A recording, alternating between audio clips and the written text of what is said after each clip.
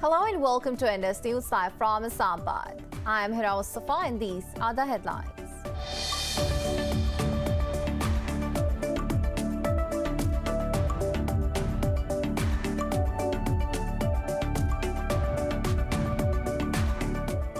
The United States has evacuated another 19,000 people from Kabul amid the impending August 31st deadline for the withdrawal of foreign troops.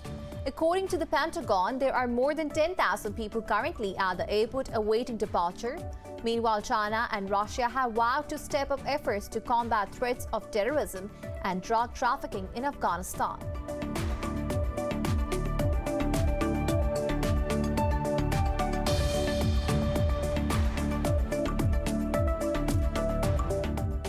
Pakistan's Foreign Minister Shah Mehmood Qureshi has reaffirmed Islamabad's support for an inclusive political setup in Afghanistan. Qureshi, who was on a three-day regional tour, made these remarks while meeting his Uzbek counterpart Abdul Aziz Kamilov in Tashkent.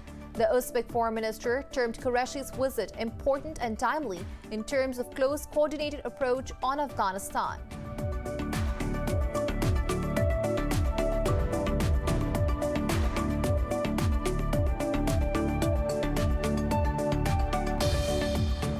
A Palestinian man has died of injuries sustained from Israeli gunfire at the Gaza border over the weekend. Israeli soldiers opened live fire and wounded 41 Palestinians, including a teenager, during a protest against the blockade of the Strip.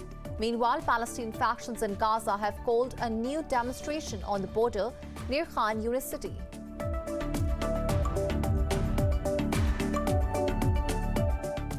Brazil has registered nearly 900 daily deaths from COVID-19 and close to 31,000 new cases.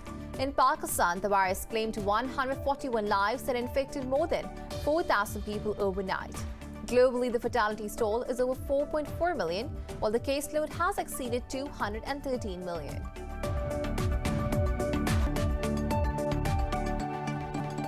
Well, those were the headlines. News in detail coming after the short break. Stay with us.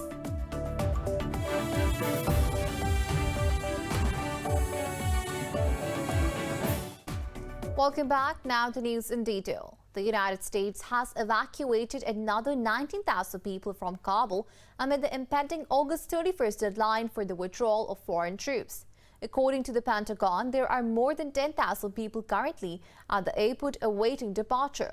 Meanwhile, the Taliban have denied a UN report that they are conducting a door-to-door research to find Afghans who worked for foreign forces. More in this report. The fluid situation in Afghanistan has raised many concerns among the international community. A report by UN students said the Taliban are threatening to kill or arrest family members if the wanted people do not give themselves up. But rejecting the assessment, Shaheen tweeted the Taliban have granted a general amnesty and are focused on the future. Meanwhile, the West is stepping up evacuation efforts after U.S. President Joe Biden stuck to the August 31st pullout deadline. Britain said almost all its citizens without dual nationality had been evacuated from Afghanistan, whereas France says it is very probable that all its citizens and partners will be evacuated by Thursday. Moscow says it will airlift over 500 Russian and foreign citizens from Afghanistan. In another development, the World Bank has halted financial support to Afghanistan amid worries about the fate of women under Taliban rule. For more on this, we have with us Amna Khan, expert on Afghan issue. Thank you for your time. Ms. Amna, with the situation at Kabul airport getting more chaotic by the day, do you believe the evacuation operation will be completed by the deadline? Certainly from comments coming from both parties, that is the Taliban and the Americans, where the Taliban have said that they will not entertain an extension beyond August 31st. And similarly, I think there is pressure on the Biden administration to pull out by 31st, and they have said that they will do so because obviously the Taliban have said there will be consequences. So I think efforts are, underway 24/7 to get the remaining individuals out. So, one will have to wait and see, because the situation is not only, extremely complex, but it's very fluid at the same time. So one has to really wait and see how things pan out. Right, Ms. Amna, the Taliban are saying that they have not harassed or persecuted anyone, but people are using this as an opportunity to settle abroad for better opportunities. How plausible is that? No, certainly. I mean, we've been hearing news from, Kabul that there have been announcements made that, free visas are being given and citizenship is being given and rush to the airport. And I think also, to be fair, I think there is this sense of concern amongst, the common Afghans, unfortunately, because of the way the Taliban ruled in the past. So there is that sense of fear. But I think as the Taliban, keep on assuring the masses that so far we have seen that, the transition of power, if you want to call it, has been relatively peaceful. So they are asking the masses to be, cautious, but there are a number of spoilers involved in this. And this, I think, exaggerated sense of panic is, being created by these certain spoilers to create chaos. And we've seen that, I think, at the Kabul airport. But I think the sooner this is done, we will be able to see in Afghanistan this push towards this inclusive transition setup, or this inclusive government that we keep on hearing about. And the Taliban have said they will only do this once all American forces withdraw. So I think it's difficult for the masses, but patience has to be exercised at this particular point. And again, these people that have been flown out, a lot of them are confined to hangars in different countries. We've seen videos coming out from Qatar as well. So I think the grass always looks greener on the other side, but I think it's just unfortunate. What can I say? The desperation, the level of desperation. Ms. Amna, Putin warned of possible terrorist and extremist elements among the refugees. Is that a xenophobic statement or a real concern? No, I think it's a major concern, and I think it's something that resonates with Pakistan as well, because remember, we've hosted, a number of refugees, and currently we have about 3 million, and you cannot distinguish or differentiate between who comes and who doesn't go. So certainly, spoilers and undesirable elements will, of course, use that vacuum to create, havoc, and I think this is a serious concern. It might sound exaggerated to the international community, but honestly, I think the fact that the Taliban so far have been committed to not pushing towards the violent side. And if one attack does take place, it's going to affect the Taliban more than I think anybody else, because they're looking for that legitimacy and support they need. And one wrong move and, it'll just come tumbling, down, particularly for the Taliban. Right, Amna Khan, thank you for speaking to Indus News. And now we're moving on. Leaders of China and Russia have vowed to step up efforts to jointly combat threats of terrorism and drug trafficking in Afghanistan. President Xi Jinping and his Russian counterpart Vladimir Putin were discussing the Afghanistan situation over the phone. They stressed the need to bring peace in Afghanistan and prevent the spread of instability to adjacent regions. Xi emphasized that China respects Afghanistan's sovereignty, independence, and territorial integrity. He said that Beijing is pursuing a policy of non-interference in Afghanistan's internal affairs. Earlier, Putin had said that he will not let Russian armed forces be drawn into the conflict. He also criticized the U.S. and its allies for leaving Afghanistan in chaos that has raised potential threats for Russia. Russia says it will not let its armed forces be drawn into an all-against-all conflict in Afghanistan. President Vladimir Putin made the remarks while addressing a Congress of the ruling party in Moscow. Putin said Russia had learned its lesson from participating in the previous Afghan war. He said Moscow is closely observing the situation in Afghanistan and is also actively cooperating with its allies. He also criticized the U.S. and its allies for leaving Afghanistan in disorder that had raised potential threats for Russia. Putin noted the militias residing in the war-torn country might use the chaotic situation to try to expand into the neighboring states. The UN's World Food Programme has warned that 10 million children in Afghanistan are in desperate need of humanitarian assistance.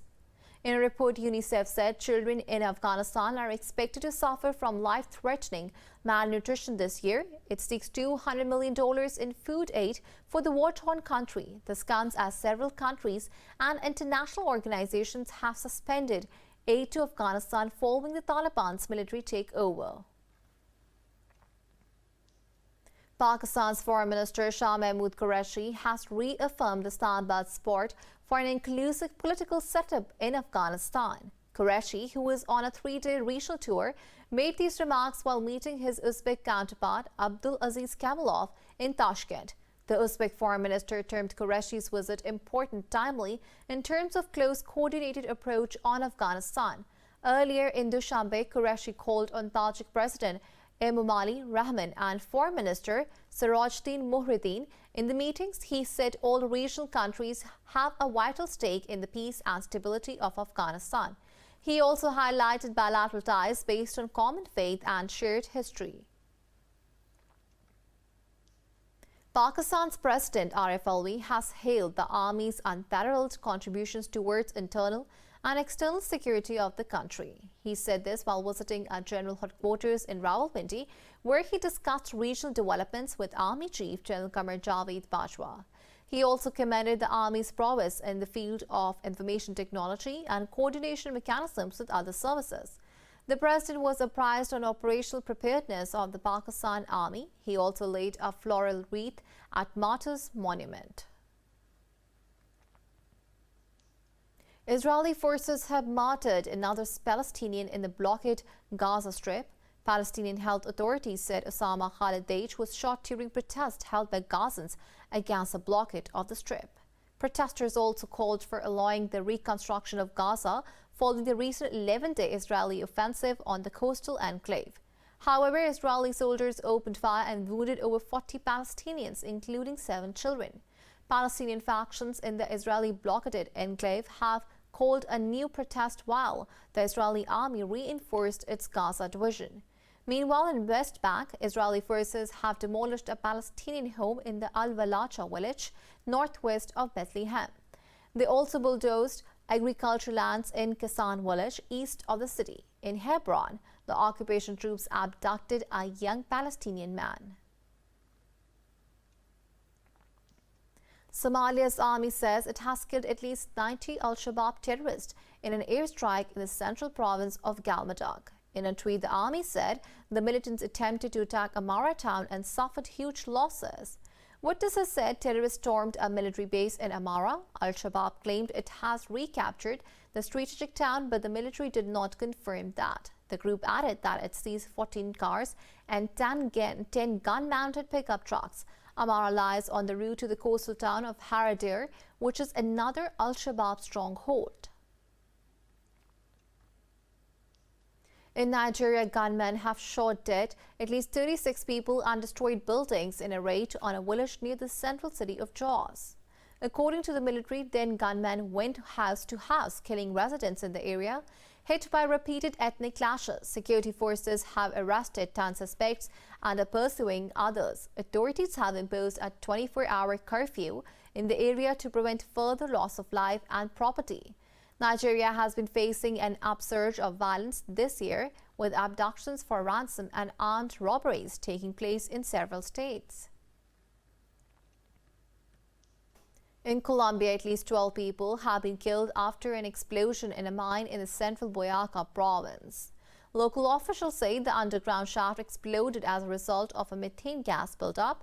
Rescuers are working to retrieve the bodies of the deceased. However, the collapse at the mine shaft is complicating efforts. Unfortunately, it appears that they have lost their lives in this fatal accident. They still need to be located. The conditions in the mine where they are at this time, it's about 500 meters below the surface. As a result of the explosion, there was a collapse, according to reports I have received. The retrieval process for the bodies has been lengthy. Around 171 people were killed in mining accidents in Colombia in 2020. And now it's time to take a short break.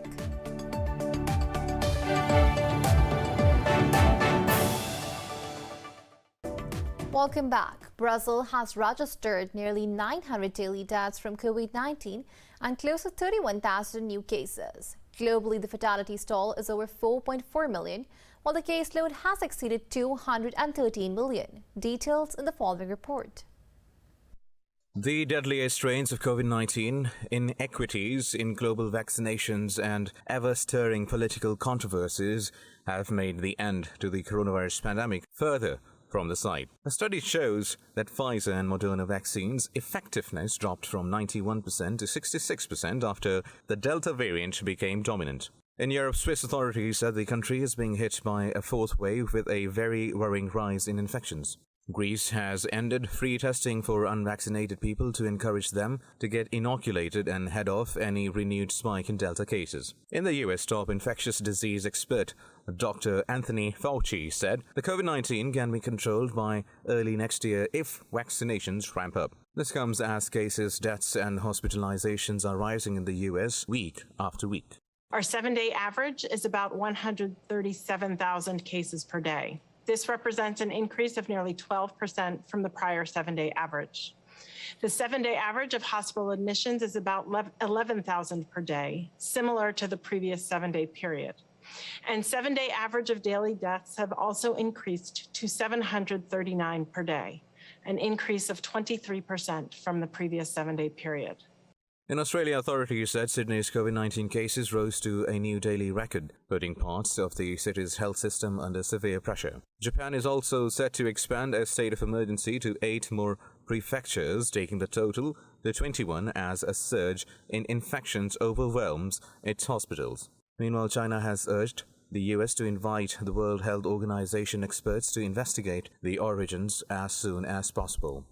中方已经2次邀请 We have invited WHO experts to China twice for origins research. Together with their Chinese colleagues, they have compiled an authoritative joint report. We urge the US to stop the clumsy trick of shifting blames to smear China, disclose and test data of early cases at home as soon as possible, and invite WHO experts to conduct origins research in the US as to give the international community and the American people an explanation based on science and justice. The World Health Organization said COVID-19 in India may be entering some kind of stage where there is a low or moderate level of transmission going on. Saudi Arabia has approved Sinovac and Sinopharm vaccines and lifted a direct entry ban on expats from 20 countries. Pakistan has registered 141 deaths from COVID-19 overnight, the highest daily toll since May 3rd. The Health Ministry says the death count has reached 25,220. It said almost 4,200 people tested positive for the virus overnight. The caseload has now crossed 1,135,000, while over 1 million have recovered. The ministry says out of over 91,000 active cases, nearly 5,600 are in critical condition. Meanwhile, Pakistan cricket team's head coach Misbah-ul-Haq has tested positive for COVID-19. The Pakistan Cricket Board said that Misbah is in Jamaica and will return home after the quarantine period ends.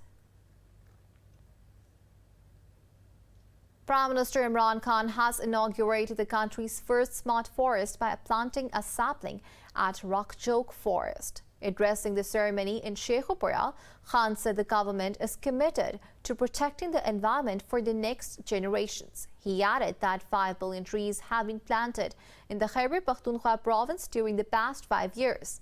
The Rakjok Forest will be covering nearly 3,000 acres of land. It will be carried out in partnership with technology giant Huawei. Russia says it will deliver Panzer air defense systems to Myanmar on schedule as outlined in the relevant sales contract. The head of Federal Service for Military Technical Cooperation said the deal comes after bilateral visits. Rights activists have accused Moscow of legitimizing Myanmar's military junta over continued arms deals. Earlier, Myanmar's junta said it was considering to raise village militias to combat opposition to its rule. China says it strongly opposes the talks between the ruling parties of Japan and Taiwan. A foreign ministry spokesman said this in response to reports that Tokyo and New Taipei's ruling parties will hold security talks. Spokesman Wang Wenbin called on Japan to stop interfering in China's internal affairs and respect the One China policy. Earlier, an official of Tokyo's ruling party urged for a deeper dialogue on Taiwan. The dialogue between the party officials is a substitute for ministerial talks since Japan and Taiwan do not have diplomatic relations.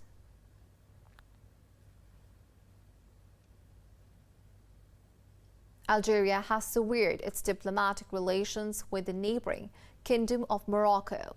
Foreign Minister Ramdan said Rabat has never stopped its hostile actions against Algiers. He said the cutting of diplomatic relations has come into effect, but that the consulates in each country will remain open. At a news conference, Lamamra accused Morocco of using Pegasus spyware against its officials. He said Rabat supported a separatist group and failed in bilateral commitments, including on the Western Sahara issue. Meanwhile, Morocco expressed its regret over the unilateral decision taken by Algeria. Morocco's foreign ministry said it rejects the false and ridiculous excuses announced by Algeria. Morocco and Algeria have had strained relations for decades, mainly over the issue of Western Sahara. In the U.S., the Caldor fire in Northern California continues to grow as the drought-stricken grasslands provide a potent fuel bed for its ignition. Authorities fear it might threaten the popular Lake Tahoe area. The blaze has been burning for 10 days now and has eaten up over 117,000 acres. It has also destroyed at least 455 homes, 11 businesses, and 166 minor structures. Officials say the fire has only been 9% contained yet, despite a massive effort from firefighters. They have declared it as the #1 priority in the country for fire resources. China has successfully launched a new communication technology experiment satellite. The satellite was launched from Xichang Center in southwest Sichuan province. The 386 mission for the Long March series carrier rockets followed the launch of 3 experimental satellites hours earlier. The Long March 3B carrier rocket is over 56 meters long and weighs 456 tons. It was developed by a division under China Aerospace Science and Technology Corporation.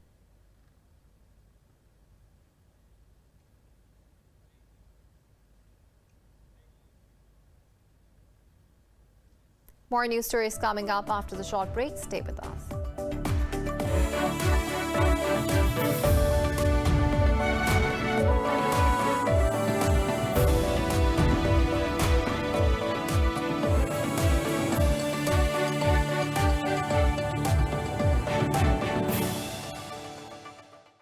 Welcome back.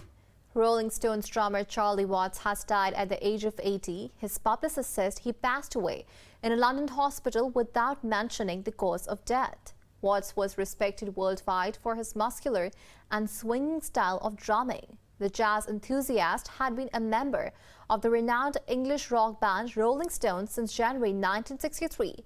He played the drums on all of the group's 30 albums and on every tour. The news of his death comes 3 weeks after he pulled out of the band's upcoming U.S. tour for health reasons.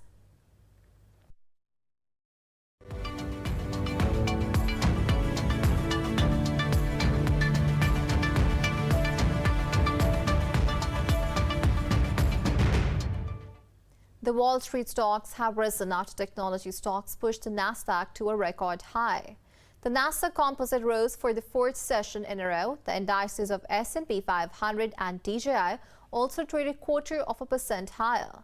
Meanwhile, the oil prices remained steady after a strong rally as Mexico was set to resume crude production. For the latest updates, you can follow us on social media at indus.news.